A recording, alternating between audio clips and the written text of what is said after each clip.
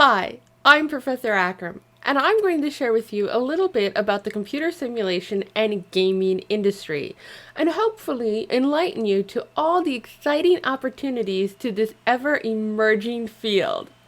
With that, let's get into our presentation. Computer simulation and gaming. We're going to be taking a look at the industry as a whole. So, when we think about computer simulation and gaming, and primarily the gaming side of things, we think of video games.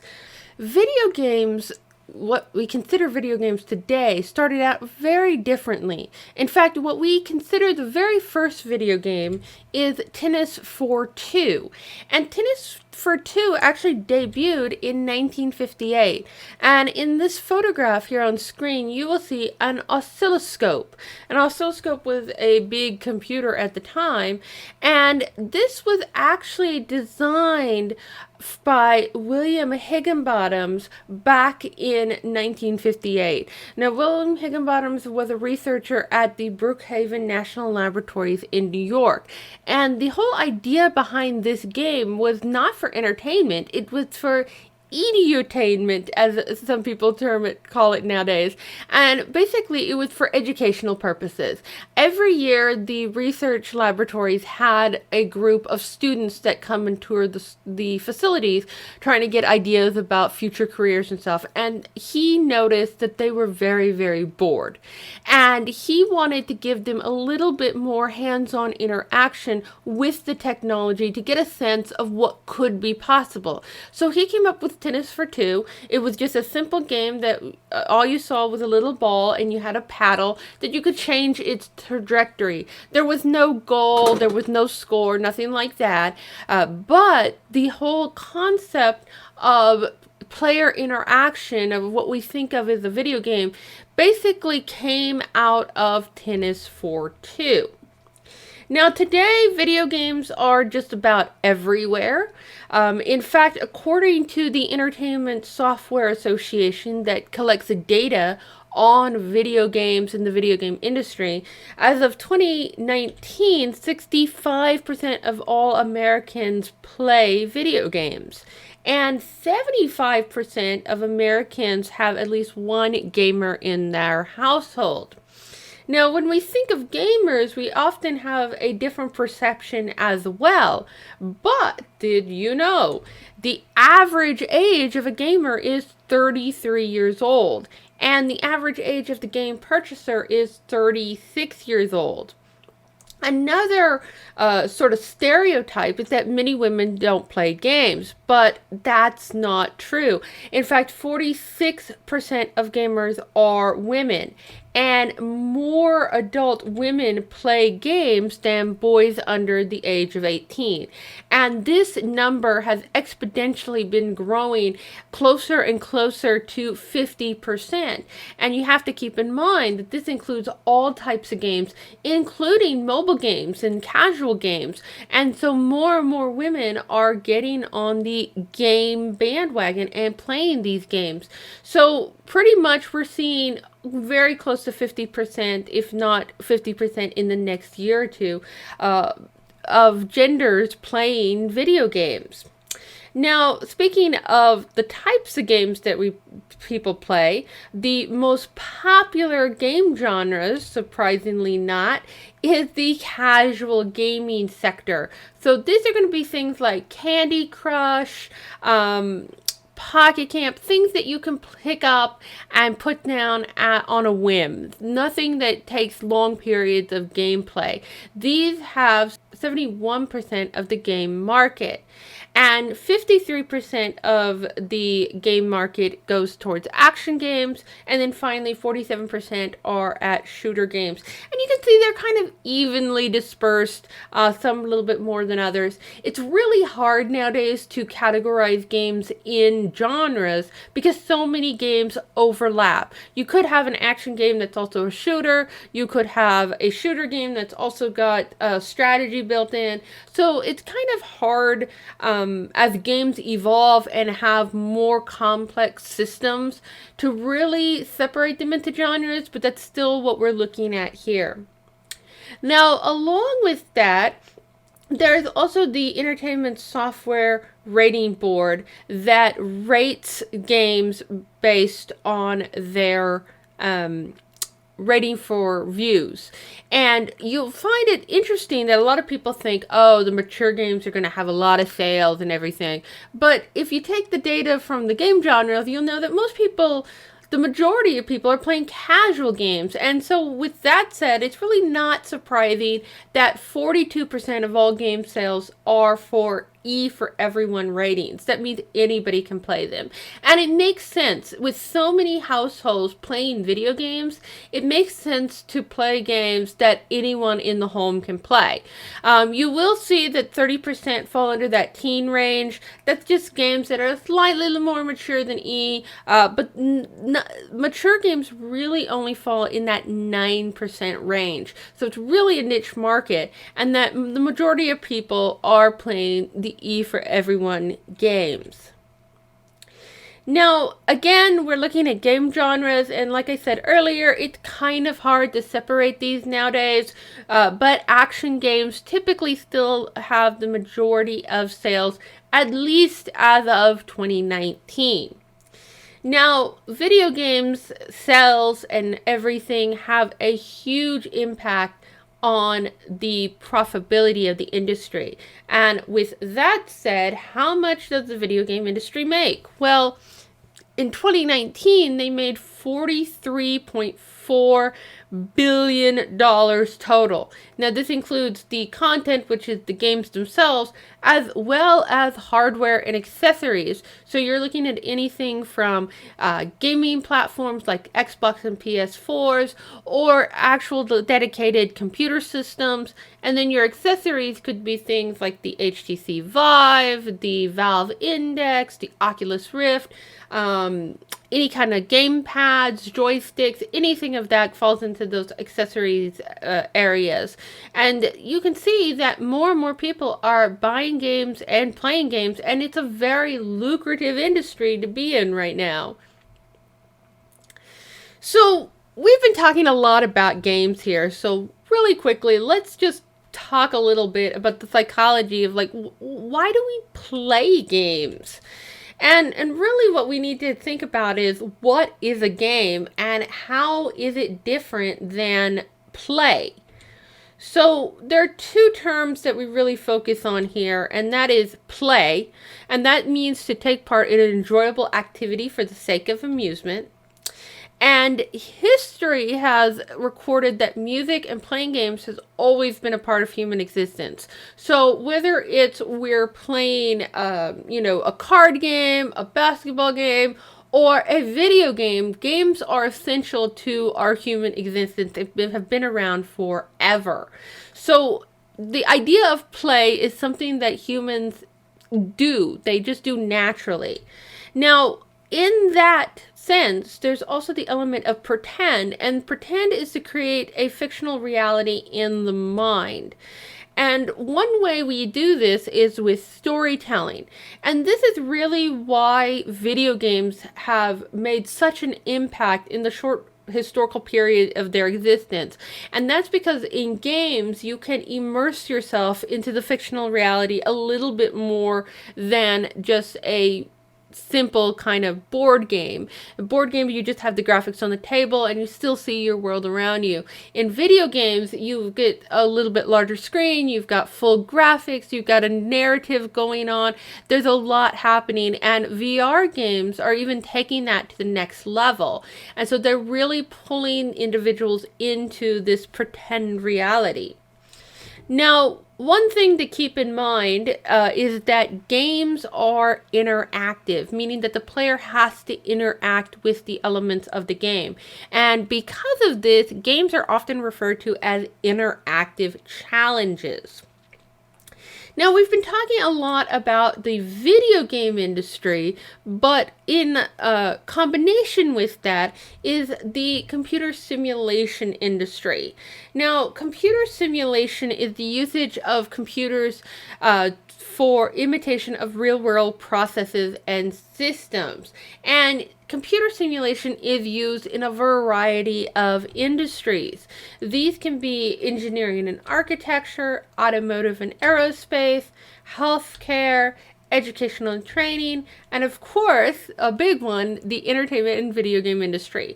So basically, when we say computer simulation, we're meaning that we're simulating some real world experience virtually, and it's on the computer. We have 3D graphics to represent characters, we have VR units to represent your environment so that you're fully immersed, and these are used for a variety of things. For engineering and architecture, for instance, it's much more economical and feasible to create a sample of a structure before it's built and let the person walk through it and see if they like everything, versus building it and then trying to figure it out. And the same thing goes for a variety of things. Training is a huge part.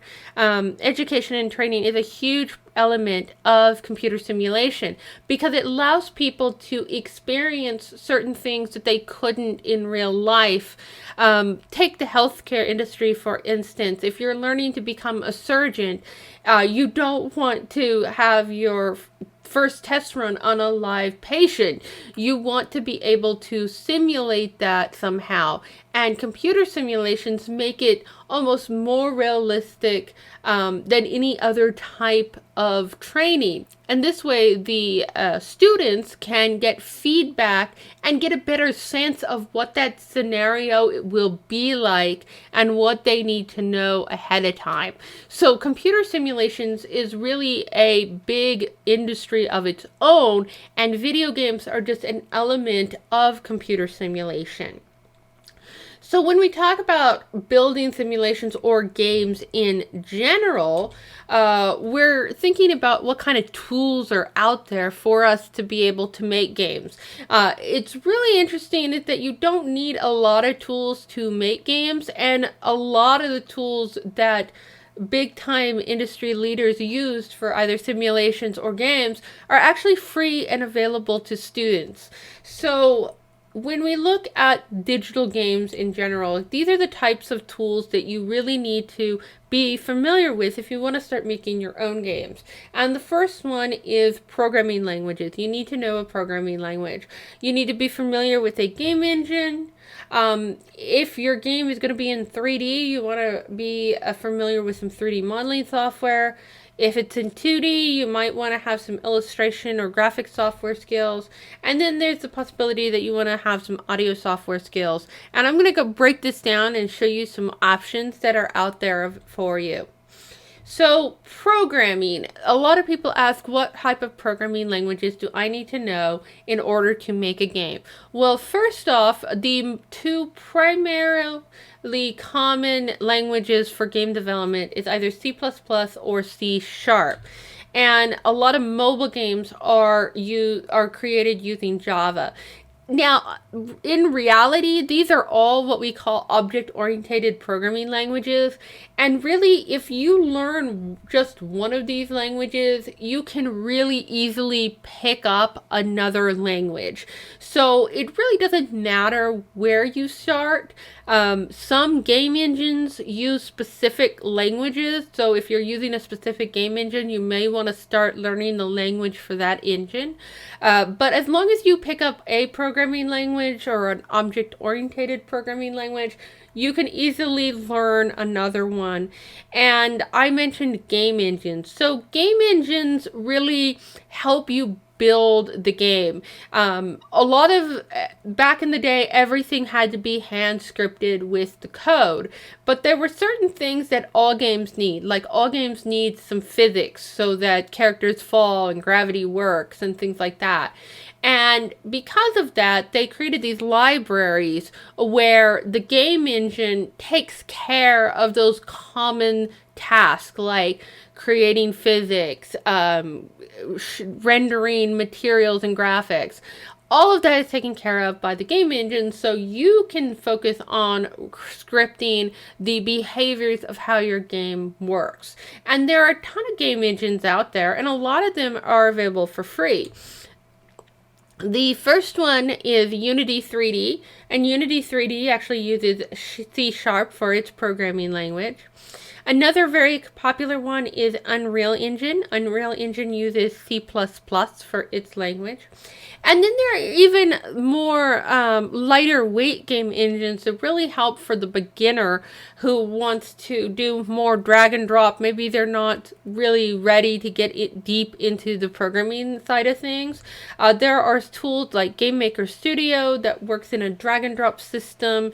And then there are tools like MIT App Inventor and even Scratch. And all of these allow you to really make games at a beginner level, and they're all 100% free to start off with and start using to learn your way through the applications. As far as graphic tools go, there are 3D software like 3D Studio Max. You may have heard of Maya. And in Blender, you'll notice the asterisks. Max and Maya are free for students who have an EDU account. Blender is free for everybody. As far as the 2D art side of things, there's tools like Sketchbook, another free tool.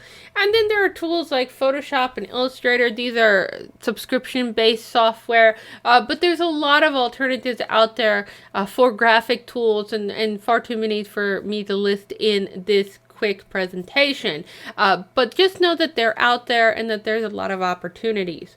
Speaking of opportunities, there are a lot of resources for learning game development and design. YouTube is just filled with a ton of resources of people sharing how to get into the industry, how to get started with programming, how to use a specific game engine, and it's a wealth of information. And there are also traditional means of getting educated in computer simulation and gaming with a degree of some kind. And there are countless schools around the country that offer undergraduate degrees in computer simulation and gaming. Whether it's called game design or game development, there are a variety of ones out there. And I have up here a little sample of the ones that the University of Tulsa offer, which is where I actually teach at in our computer simulation and gaming degree program. And we have two tracks, a development track and a design track, and you'll learn to make games in both. One is focused a little bit more on the back end, so you'll learn to build your own game engine and more on the hardcore programming tasks, and the other one focuses more on the graphics, so you'll have a lot of classes on 3D modeling, 3D character animation, things of that nature, but all the core game development courses are the same throughout. So what can you do with a game design degree? Well, there are a ton of careers out there. Everything from special effects artist to game designer to 2D, 3D designer, interactive media developer, aerospace and automotive manufacturing, architecture. Those industries all need computer simulations, and of course training and development. So there are a wide range of options available to you. Now, if you're curious as to what a day in the life of a TU student is like, our students put together this short video here, and I'm going to go ahead and play that for you.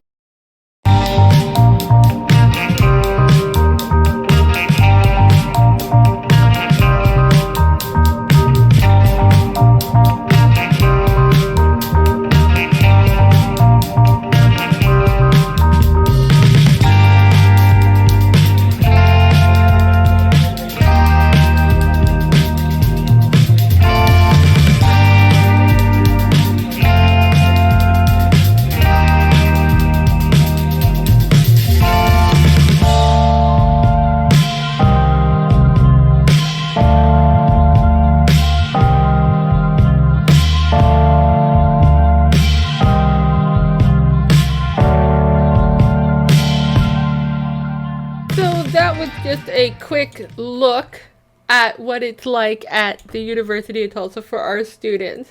Now, speaking of the University of Tulsa and our program, like many other programs, we just don't jump into game design by building the video game. You've got to start with game basics. So we start off by developing physical games like board games or card games. And the idea is to get a sense of what makes a game fun, the sense of the game mechanics and the rules and balance between the game and how games work. And this is true of any game, even video games, is that they start off kind of on a paper prototype to kind of see if their idea even works, if people even find it fun to play. And so we go through a process of making physical games. There's also a lot of technology that is incorporated into our degree program, like many other programs, and some of which is motion capturing, where we captured the motion. Here we have a student who has a bunch of Vive trackers on him, and he is controlling the character on screen. So again, we can record these animations and utilize them. More types of technology that's being used today is VR and AR, and I talked a little bit about that earlier, which is virtual reality and augmented reality. And virtual reality is where you're immersed inside the game environment, and augmented reality is where you see an overlay of the game environment on top of your own. And if you see in the image with the zombie shooter there, that is a game that our students developed where they're actually in the hallway of our classroom, just outside our classroom, and there are zombies appearing, and then you can shoot the zombies. And again, this was done with a mobile device, so it was an app that they developed for this. But these are just a few of the different types of technologies that we look at inside of our courses. Another thing that is becoming more and more prevalent is machine learning and AI, or artificial intelligence. And this is where you develop sort of a artificial intelligence within the game to interact with you. They could be cooperative, they could be competitive with the player. It just depends. And here's a little demo of how some of those AIs work. And there's a lot of different tools out there for developing AIs for a variety of reasons, not just for video games, but again, in those computer simulation type situations when you want to run a scenario and figure out the best method to resolve it, AIs come in very handy. And that is just another part of the whole computer simulation industry that is growing and is a field of quite interest right now. Now, I mentioned Unity as one of the game engines that you could use for developing games. At the University of Tulsa, we are actually a Unity Academic Alliance partner, which means our students are eligible to take the Unity certification exam while they're in our degree program at no cost for them, and they are able to get that certification before they graduate. So it's just another element to have besides their degree to show that they know what they're talking about when it comes to developing games in Unity. Now, if you want to take a look and see some of the games that our TU students have been making, I do have an itch.io portfolio where you can go to and see a couple of our most recent student games, everything from our freshman courses to our advanced classes, and those get updated yearly, so they're continuously changing. New games are being populated on there. If you're not familiar, itch.io is a location where you can upload your games and share them with others, and it's a great resource if you want to get ideas or showcase the games that you want to make. Another feature that we have at the University of Tulsa is a computer simulation and gaming conference. Now, this is basically a national, international event that we host at the university, and technically for the past few years it's been virtual now, but basically this event features speakers, presenters, a variety of hands-on workshops and demos, all related to parts of the computer simulation and gaming industry. Another big feature of this event is that we host 6 different competitions for students. So we have competitions in physical games, digital games, game assets, as well as digital arts, computer animation, and computer simulations. And they are also in a variety of age groups. So anybody from elementary, middle school, high school, college, and indie professional can participate in these competitions. And it is the largest competitions of its kind. And we encourage you to learn more about it. All you have to do is go to csgconf.com to learn more about the event. And as I said earlier, I am Professor Akram. I teach computer simulation and gaming at the University of Tulsa. And if you have any questions regarding any of the information in this presentation, feel free to reach out and ask me. I'm always happy to share about computer simulation and gaming and the industry as a whole, and a variety of other elements of computer animation, gaming, and all sorts of things like that. And I hope you have learned a little bit more about this industry of computer simulation and gaming, and encourage you to seek out more information about this industry, because it's only going to keep growing as time goes on.